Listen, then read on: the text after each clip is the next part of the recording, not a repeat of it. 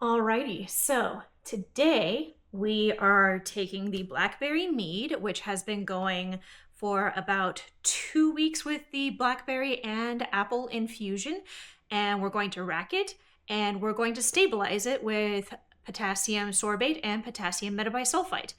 And then I'm going to let it condition for a couple of weeks and we'll see how it goes. So first thing I need to do right now is I need to take a specific gravity reading. So let's get the lid off. This brew has been particularly exciting because it has exploded twice on me. Which is why the airlock, if you see, is a little pink, because some of the brew got into the airlock itself. All right. We're smelling good. I have lots of fruit up here at the top and no mold growth, which is exciting. So first thing is to get my refractometer. And it goes without saying that I did sanitize everything in the lovely black bucket. Always sanitize, always, always, always, including your hands, because your hands get everywhere. There you go. So I'm gonna push down the bag of apples and blackberries so I can get a sample. There we go.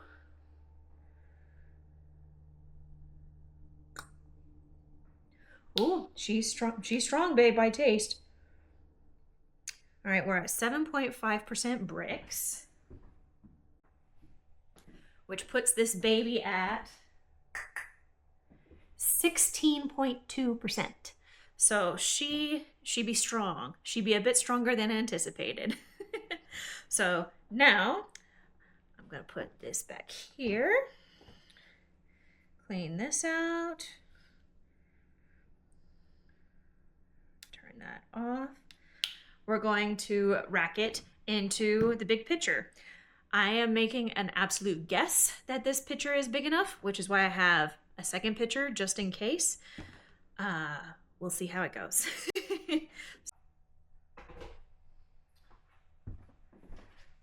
Sorry about that. I forgot I needed some freshly boiled water. So that is boiled.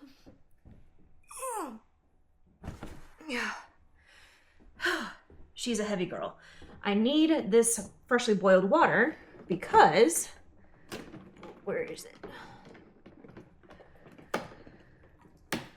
The tubing I use for this particular brew fermenter requires a 3/8 inch tube, and it requires a little bit of love. So let's sanitize. There we go. Warm that up a little bit, just so it's a little bit more malleable.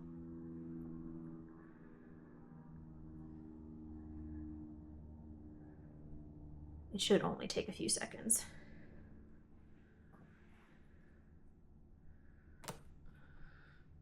There we go.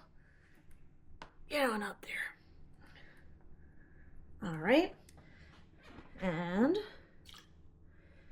into the big bucket. Pitcher. It's not a bucket. And here we go.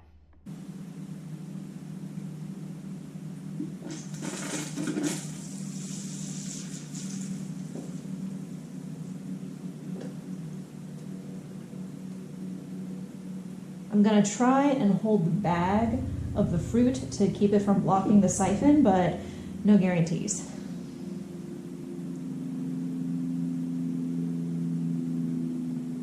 So the reason that I am particularly cautious about this brew is because I only put 5.25-ish quarts of water in, and then it exploded. And I have absolutely no idea exactly how much product there is.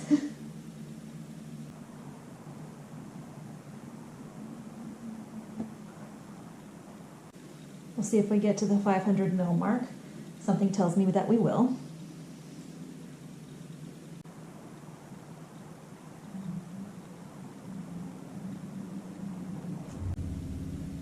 that's 500 mils.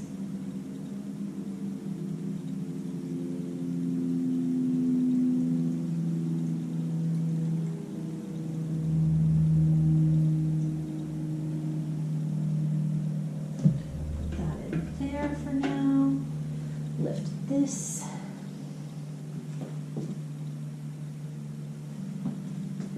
Put this in here.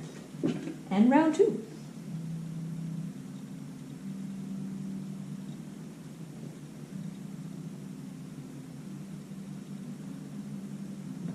I was not expecting this much product. Apparently apples and blackberries carry a lot more juices than I thought.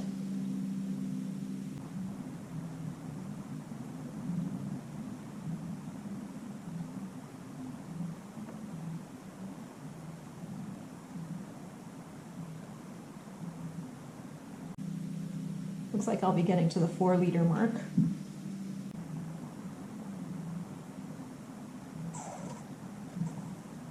Looks like I need another vessel. Stay.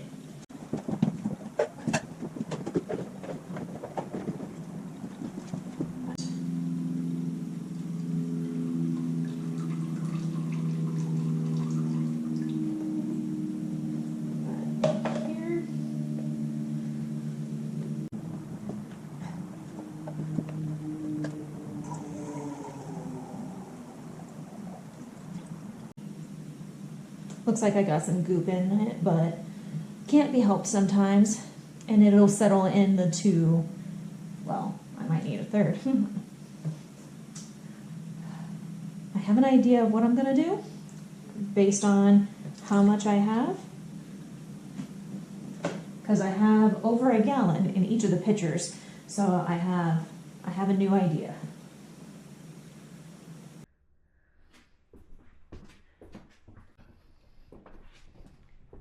All right, my initial thought was if I had more than what I could fit in the pitchers, or when I rack it off into these jugs, I was thinking about using 12-ounce bottles. That seems silly. So I got a couple of 22-ounce bottles. It looks like I'll probably need at least one of them. Let's take a look inside and see what we got in here. It's just a bag, nothing too special. But this is going to require some fun cleaning.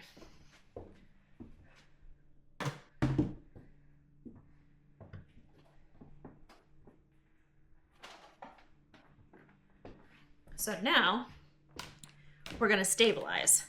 First, we're going to use potassium sorbate. That helps make the yeast dormant, keep them from making more.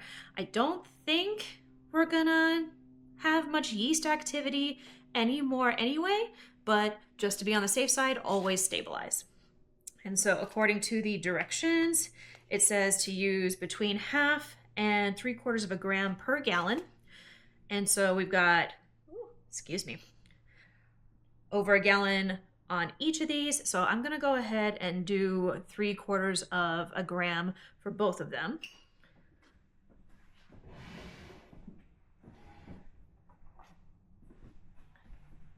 Gotta get my scale. All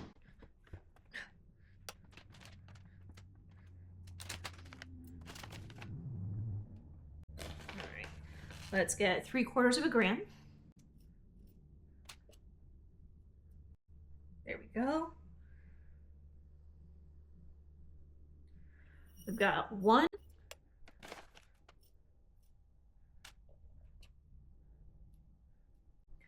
And 2.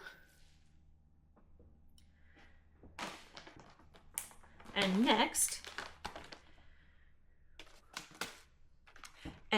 is gonna be potassium metabisulfite, also known as Camden tablets. You use 1 crushed per gallon. So we'll go ahead and get that going.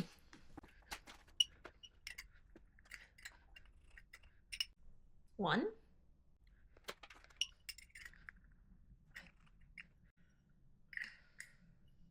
2. And now we stir with the spattle.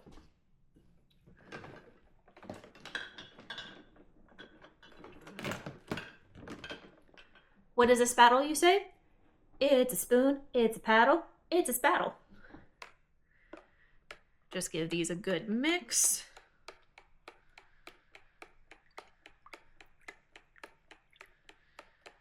Being sure not to oxidize and whatnot, create a whirlpool instead.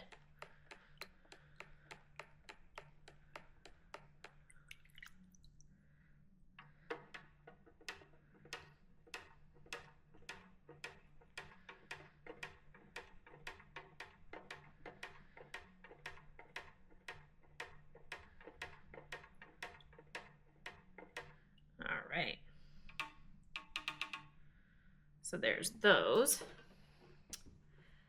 This, I think I'm gonna go ahead and just put in the fridge so that a lot of the sediment settles at the bottom, because as you can see, it is really, really cloudy. So I think I really just got the dregs out of the fermenter, but this will be for drinking tonight, tomorrow. We'll see. Either way, it's gotta settle.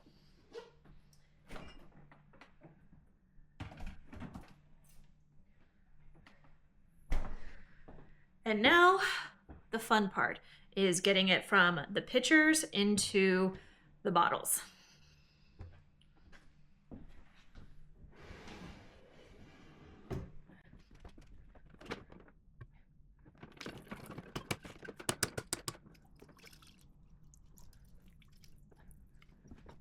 Trying to get all of the star sand out. There we go. Woo. If nobody ever said that brewing is a clean thing, they're wrong. It's very messy.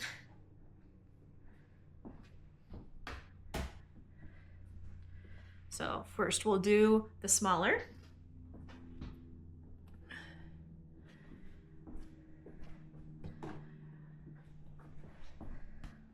We'll be using the auto siphon, and today I'm gonna go ahead and use the spring valve. Maybe this will help me. No. I learned this the other day, one of the other times. It's not gonna help me. So instead, we'll go ahead and put her on in and with the cap off so that we get every drop possible. Just a couple of pumps, and off she goes.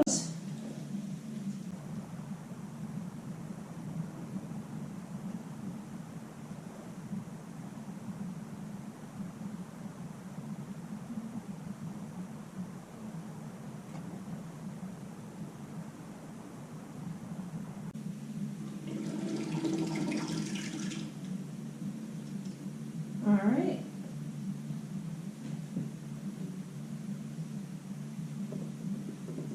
And that is pitcher number 1. Stay. So luckily, looking at this, we have very little headspace, which is great.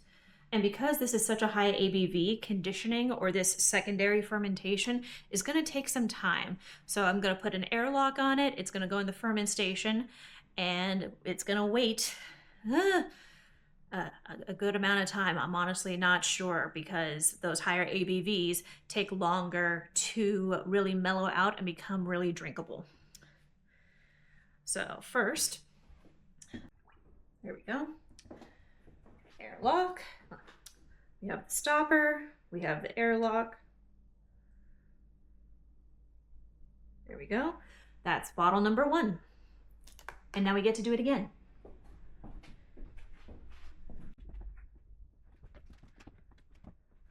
Oh, with a bigger pitcher.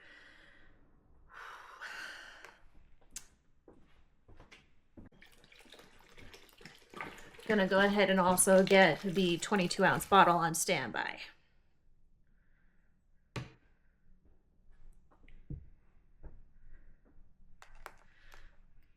Alright.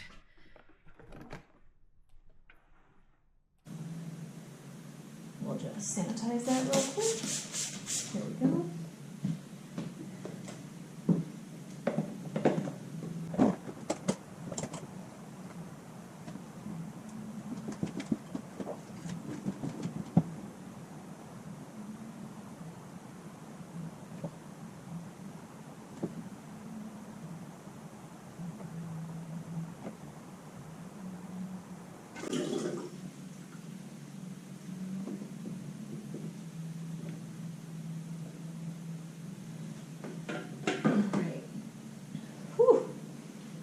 one got close. All right.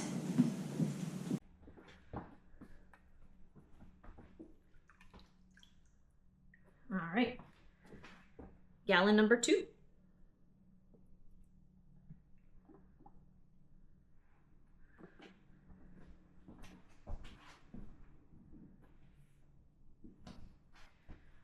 And I think for these bottles, because I think it's going to take the 22 ounce and a 12 ounce, I'll go ahead and put this spring valve on the bottling wand.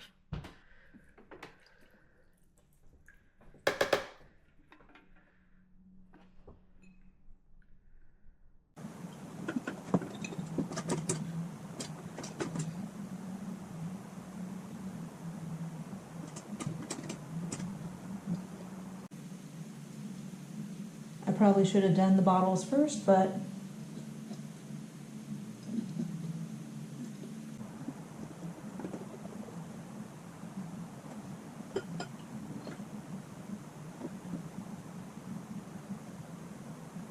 all right.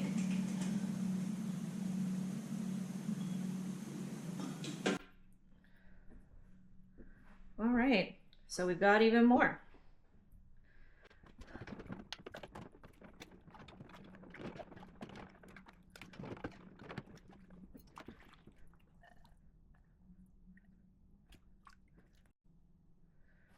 So what's really fun is that I can also have these lovely small stoppers that fit perfectly in my 12 ounce and 22 ounce bottle.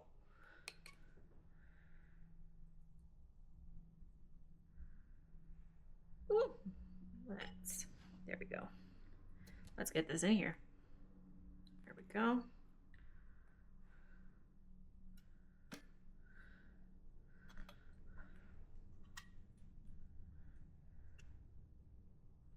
All right, and we've got these guys. So we have, what is it? 2 gallons plus 22 ounces plus 12 ounces is 9 quarts and a little extra from what's in the fridge and what's still left in. It's not a whole lot of what's left in the pitchers, but it's there. So now we're going to put these in the ferment station, let them sit for 2-3 weeks, and we'll see what happens. Hopefully the sediment will settle and they will clear quite a bit. So until next time, see ya.